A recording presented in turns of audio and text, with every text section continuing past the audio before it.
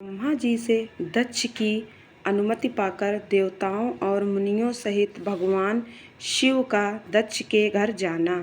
दक्ष द्वारा सबका सत्कार तथा सती और शिव का विवाह। ब्रह्मा जी कहते हैं, नारद, तदनंतर मैं हिमालय के कैलाश शिखर पर रहने वाले परमेश्वर महादेव शिव को लाने के लिए प्रसन्नता पूर्वक उनके पास गया और उनसे इस प्रकार बोला।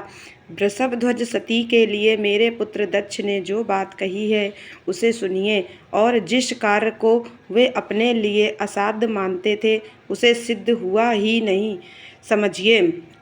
दक्ष ने कहा है कि मैं अपनी पुत्री भगवान शिव के ही हाथ में दूंगा, क्योंकि उन्हीं के लिए यह उत्पन्न हुई है। शिव के साथ सती का विवाह हो, यह कार्य तो मुझे स्वतः ही अभीष्ट है। फिर आपके भी कहने से इसका महत्व और अधिक बढ़ गया। मेरी पुत्री ने स्वयं इसी उद्देश्य से भगवान शिव की आराधना की है, और इस समय शिव जी भी मुझसे इसी के विषय में अन्वेषण पूछताछ कर रहे हैं। इसलिए मुझे अपनी कन्या अवश्य ही भगवान शिव के हाथ में देनी है। विधाता, वे भगवान शंकर शुभ लग्न और शुभ मुहूर्त में यहाँ पधारें। उस समय मैं उन्हें शिक्षा के तौर पर अपनी यह पुत्री दे दूंगा। वृषभध्वज, मुझसे दक्ष ने ऐसी बात कही है, अतः आप शुभ मुहूर्त में उनके घर चलिए और सती को ले आइए। मुने, मेरी यह बात सुनकर भक्त वत्सल रुद्र लौकिक गति का आश्रय ले हंसते हुए मुझसे बोले, संसार की सृष्टि करने वाले ब्रह्मा जी, मैं तुम्हारे और नारद के साथ ही दक्ष के घर चलूंगा।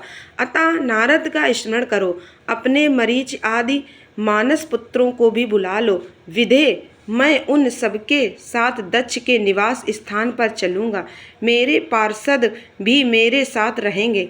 नारद, लोकाचार के निर्वाह में लगे हुए भगवान शिव के इस प्रकार आज्ञा देने पर मैंने तुम्हारा और मरीच आदि पुत्रों का भी स्मरण किया।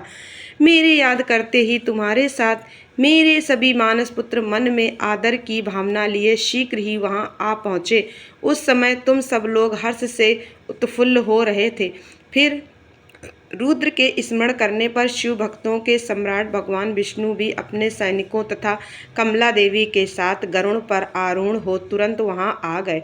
तदनंतर चैत्र मास के शुक्ल पक्ष की त्रयोदशी तिथि में रविवार को पूर्वा फाल्गुनी नक्षत्र में मुझ ब्रह्मा और विष्णु आदि समस्त देवताओं के साथ महेश्वर ने विवाह के लिए यात्रा की। मार्ग में उन देवताओं और ऋषियों के साथ यात्रा करते हुए भगवान शंकर बड़ी शोभा पा रहे थे। वहां जाते हुए देवताओं, मुनियों तथा आनंद मग्न मन वाले प्रथम गणों का रास्ते में बड़ा उत्सव हो रहा था। भगवान शिव की इच्छा से वृषभ, व्याघ्र, सर्प जटा और चंद्रकला आदि सबके सब उनके लिए यथा योग्य आभूषण बन गए। तदनंतर वेग से चलने वाले बलवान बलिवर्द नंदीकेश्वर पर आरूढ़ हुए महादेव जी श्री विष्णु आदि देवताओं को साथ लिए क्षण भर में प्रसन्नता पूर्वक दक्ष के घर जा पहुँचे। वहाँ विनीत चित्त वाले प्रजापति दक्ष समस्त आत्मीय जनों के साथ भगवान शिव की अगवानी के लिए उनके सामने आए। उस समय उनके समस्त अंगों में हर्ष जनित रोमांच हो गया था। स्वयं दक्ष ने अपने द्वार पर आए हुए समस्त देवताओं का सत्कार किया। वे सब लोग सुरश्रेष्ठ शिव को बिठाकर उनके पार्श्व भाग में स्वयं भी मुनियों के साथ क्रमशः बैठ गए। इसके बाद दक्ष ने मुनियों सहित समस्त देवताओं की परिक्रमा की और उन सबके साथ भगवान शिव को घर के भीतर ले आए। उस समय दक्ष के मन में बड़ी प्रसन्नता थी। उन्होंने सर्वेश्वर शिव को उत्तम आसन देकर स्वयं ही उस विधि पूर्वक उनका पूजन किया। तत्पश्चात श्री विष्णु का, मेरा ब्राह्मणों का, देवताओं का और समस्त शिवगणों का भी यथोचित विधि से उत्तम भक्तिभाव के साथ पूजन किया। इस तरह पूजनीय पुरुषों तथा अन्य लोगों सहित उन सबका यथोचित आदर सत्कार करके दक्ष ने मेरे मानस पुत्र मरीच आदि मुनियों के साथ आवश्यक सलाह की। इसके बाद मेरे पुत्र दक्ष ने मुझ पिता से मेरे चरणों में प्रणाम करके प्रसन्नता पूर्वक कहा, प्रभो, आप ही वैवाहिक कार्य कराएं। तब मैं भी हर्ष भरे हृदय से बहुत अच्छा कहकर उठा और वह सारा कार्य कराने लगा। तदनंतर ग्रहों के बल से युक्त शुभ लग्न और मुहूर्त में दक्ष ने हर्षपूर्वक अपनी पुत्री सती का हाथ भगवान शंकर के हाथ में दे दिया। उस समय हर्ष से भरे हुए भगवान वृषभध्वज ने भी वैवाहिक विधि से सुंदरी दक्ष कन्या का पाणी ग्रहण किया।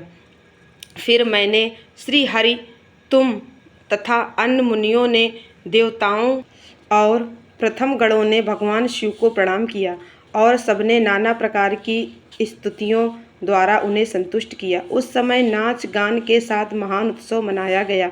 समस्त देवताओं और मुनियों को बड़ा आनंद प्राप्त हुआ। भगवान शिव के लिए कन्यादान करके मेरे पुत्र दक्ष कृतार्थ हो गए। शिवा का और शिव प्रसन्न हुए तथा सारा संसार मंगल का निकेतन बन गया।